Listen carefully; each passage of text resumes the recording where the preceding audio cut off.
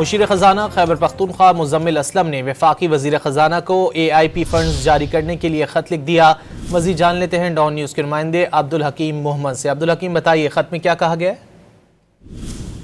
جو خیبر پختونخوا کے مشیر خزانہ ہیں ان کی جانب سے جو خط لکھا گیا ہے اس میں یہ مطالبہ کیا گیا ہے کہ AIP پروگرام کے تحت دوسرے کوارٹر کی جو رقم ہے وہ 8.46 ارب روپے ہیں ترقیاتی فنڈز اس کو جاری کیا جائے، اور خط میں یہ کہا گیا ہے کہ ضم اضلاع میں AIP کے تحت ترقیاتی سرگرمیاں متاثر نہ ہو، اس لیے وفاقی حکومت نے رواں سال کے لیے AIP کے تحت ضم اضلاع کو 42.315 ارب روپے کے فنڈز مختص کیے ہیں۔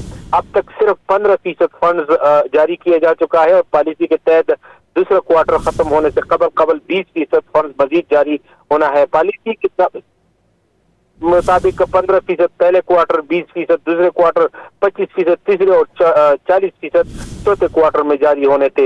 یہ خط لکھا گیا ہے جس میں یہ مطالبہ کیا گیا ہے کہ AIP کا جو بقایا فنڈ ہے اس کو فل فور جاری کیا جائے تاکہ ترقیاتی کام متاثر نہ ہو۔ بہت شکریہ عبدالحکیم محمد ان تفصیلات کے لیے۔